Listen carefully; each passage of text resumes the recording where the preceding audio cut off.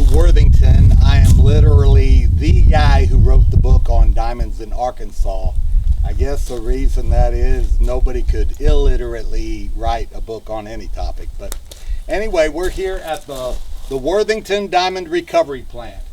We're located just a short distance outside of southwest Arkansas's famous Crater of Diamonds State Park. We search for diamonds. I've found personally 177 diamonds at the state park. 2 of them weighed over 2 carats each. We've also found diamonds here at our diamond mine, which is a portion of one of the 7 known diamondiferous intrusions located within 3 miles outside of the Crater of Diamonds State Park. I am a diamond digger, and I got the shirt to prove it. But if you watched the last video, I explained that today's Saturday. On Thursday, we did a little prospecting and exploration. My neighbor Mac dug a hole, found a layer of very interesting black gravel that I thought we got to wash it and see the diamond content. So Thursday morning from 8 a.m. to 10 a.m. we washed in just 2 hours 7 tons of gravel, which was very good to run through this small diamond recovery plant in just 2 hours. The next day, Friday, yesterday, we washed 8.5 tons of gravel from a different gravel layer. The black gravel layer proved to have no diamonds and no diamond indicator minerals, just a lot of dark coffee ground color hematite in it. So we went down deeper, he found another layer of gravel. We thought we might as well run it, find out what's in it, otherwise I'm going to wonder the rest of my life whether we overlooked a great diamond deposit. We washed it and had the same results as the higher layer, just a bunch of hematite and no diamond indicator minerals. So we decided to go back to the tried and true method of just processing lamperite, which is the volcanic igneous ore that brought diamonds to the surface from about 100 miles deep or so. There was a volcanic intrusion here, a weak spot in the crust that allowed earthquake faulting and the volcanic material to gush to the surface at about the speed of Mach 2. And so then it blew up in the air and then cooled and dropped back down and settled into a hard rock. We bought 10 acres just 1,000 feet from here where I'm standing, and we had the timber cleared and then started digging. We uncovered lamperite right where it was supposed to be. The ground magnetic survey indicated it was there, and sure enough it was. We were fortunate to dig and only find 3 or 4 feet of a clay overburden.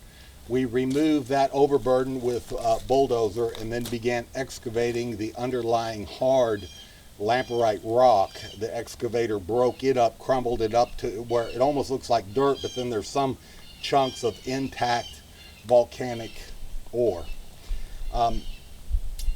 So I showed you the Saruca piles from our sample of the 2 different gravels.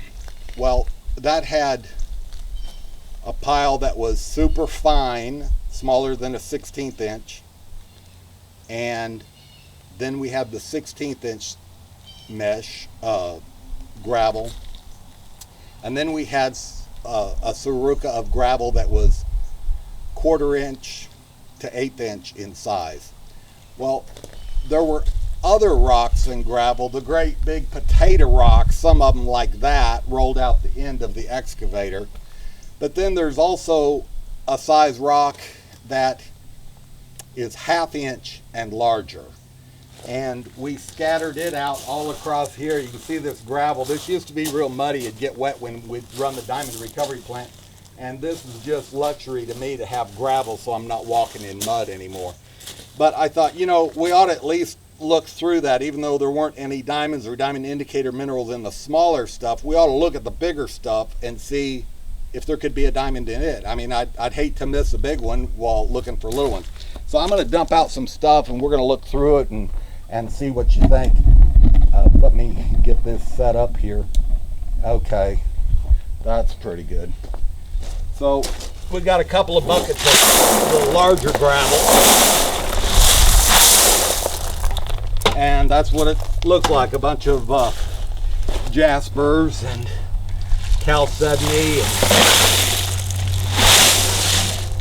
material like that. So let's look through, kind of look at the colors. Most of these are brown. Novaculite. Ooh, there's a piece of wire from our screen falling apart. Now this big old chunk is not a white diamond. In fact, when you talk about white diamonds, they're not white, they're clear. So anyway, that's not a white diamond. At the Crater of Diamonds, there's 60% of the diamonds registered are white or clear. 21% are brown, 17% are yellow. So let's keep our eyes open. Our intrusion is right next to, or very near, the Crater of Diamonds State Park, and I think it came from the same source. So Crater of Diamonds came up here, and the Worthington Diamond Mine came up there, and I'm sure we'll have just the same percentages of white, yellow, and brown diamonds found here. So this is not a brown diamond. That's just a dumb rock. This is not a red diamond. It's a jasper. Most of these are jasper in here. But kind of cool to look through. This is not a white diamond. I wish it were. But anyway, some neat rocks to look through. I also look for arrowheads in case we, found something like that. Did not see any arrowheads. I mean, there are a lot of Native Americans lived in this area, and back in the 70s, guys I worked with, that's not a white diamond either.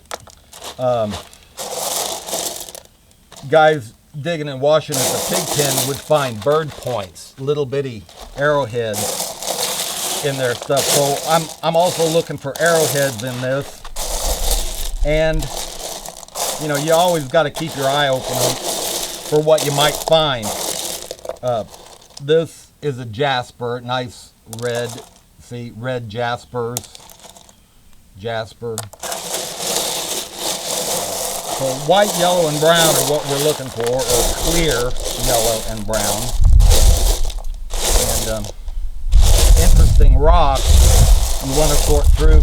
Another story. While I was at the Crater of Diamonds digging my very first time in the summer of 1978, I'd been digging and washing for 3 weeks, 10 hours a day, 6 days a week, and had not found my first diamond yet. Getting very discouraged, very close to giving up and quitting and going home.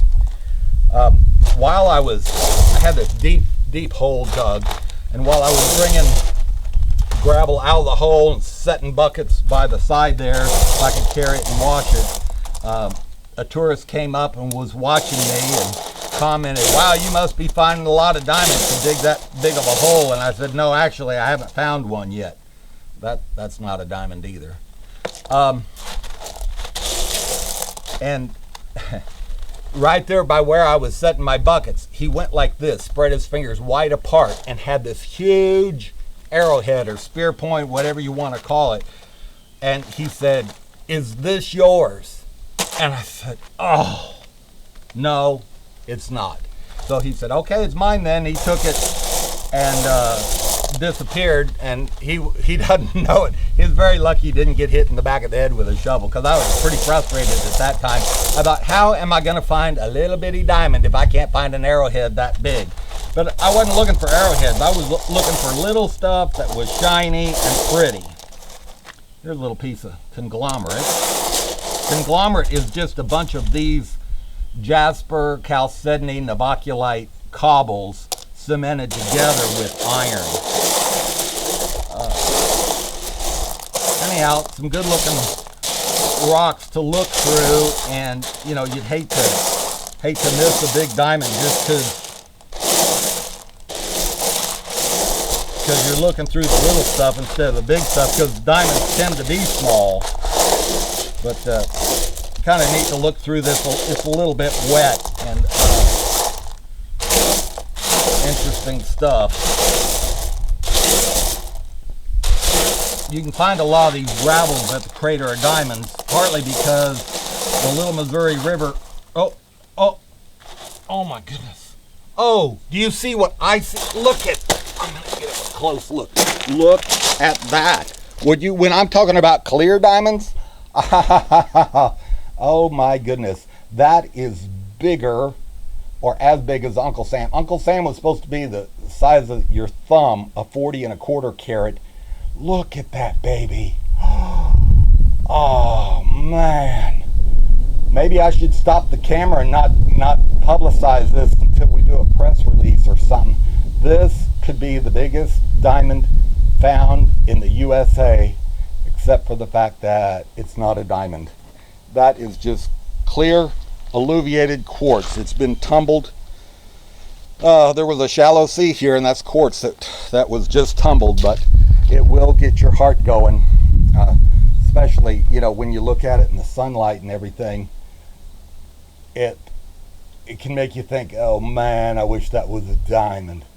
My wife's got the name picked out for a really big diamond like this, bigger than the Uncle Sam, but this isn't. It's just alluviated quartz. In other words, water worn and tumbled in water with other beach gravel. So this was quartz point. You can't see any of the natural sides anymore because it's so worn, but that is a real fool ya and a heart stopper. So anyway, it's good to look through the big gravel in case there was a diamond like that, but no cigar with this one. Anyway, fun looking. Thank you for joining me for this edition of Genuine Diamonds in Arkansas. What I need to do now, this is gravel and sand tailings from some of the tons of gravel that we washed, and I've got to unload this trailer now. I scooped it out of our settling pond with the excavator, and I'm going to spread this out in my ditches and driveway now. So if anybody wants to help, I got an extra shovel, so come join me. But, since I'm not rich, I can't hire it done. This wasn't a diamond after all. It was just one of those that will fool you. Thanks for checking in with Genuine Diamonds in Arkansas. Please subscribe and like our videos and comment. Thank you.